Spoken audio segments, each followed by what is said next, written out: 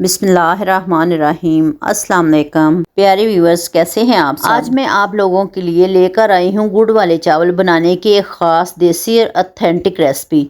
ये रेसिपी मैं इतने आसान तरीके से आप लोगों के साथ शेयर करने वाली हूँ कि अगर आप बिगनर हैं, आप ये गुड़ वाले चावल बना रहे हैं तो आपके चावल इतने परफेक्ट और मज़ेदार बनेंगे कि आप खुद हैरान रह जाएंगे।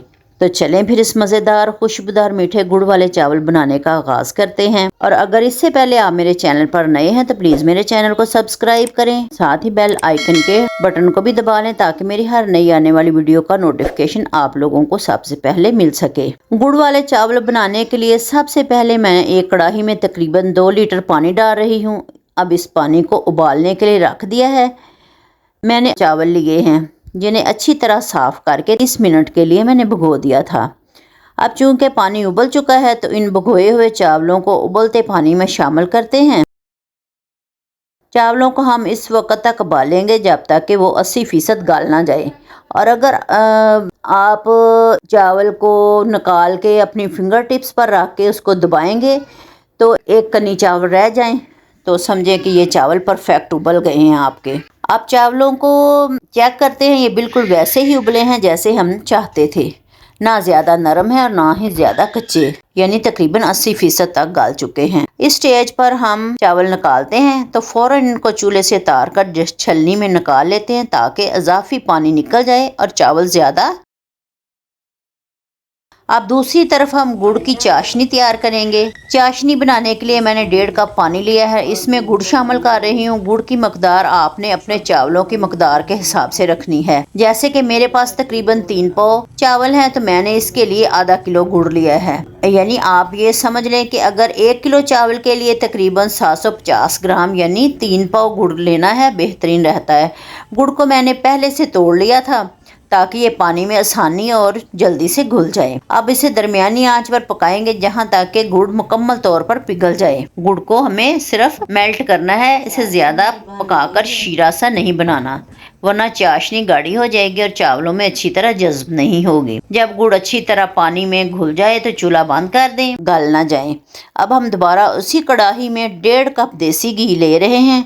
आप चाहें तो डालडा घी या कुकिंग ऑयल भी इस्तेमाल कर सकते हैं, लेकिन देसी घी का जायका लाजवाब आता है, खासकर मीठे गुड़ वाले चावलों में।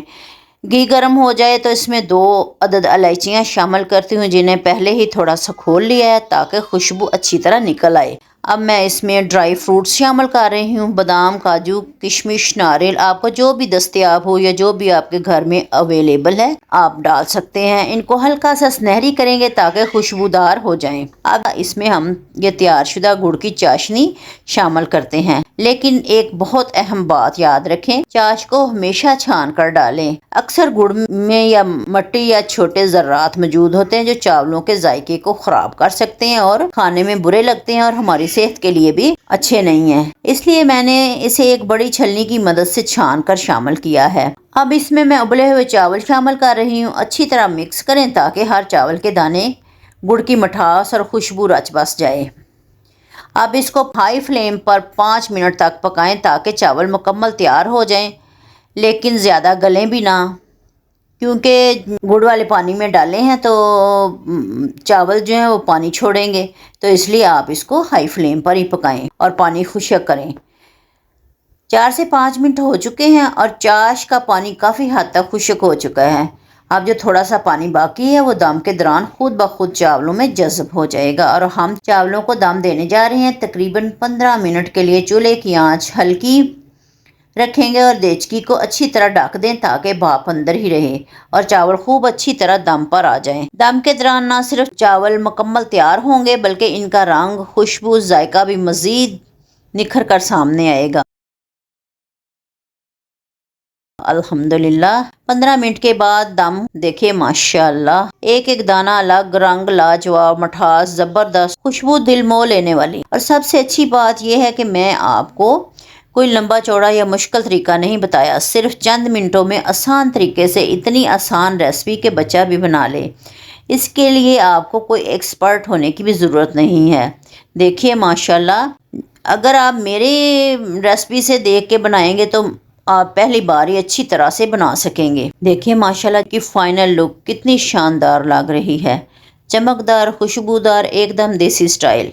मुझे पूरी उम्मीद है कि आपको मेरे गुड़ वाले चावल की ये ऑथेंटिक रेसिपी ज़रूर पसंद आई होगी। वैसे भी आजकल मौसम बरसात है और बारिशें हो रही हैं तो गुड़ वाले चावल अच्छे लगते हैं। अगर आपको वीडियो पसंद आई हो तो लाइक करें, शेयर करें और मेरे चैनल को सब्सक्राइब करना हरगज़ ना भूलें, ताकि मैं आप लोगों के लिए मज़ेदार, शॉर्टकट और इजी रेसिपी लाती रहूं। खुश रहें और खुशियां बांटें। जज़ाकल्लाह खैर। अल्लाह हाफिज़।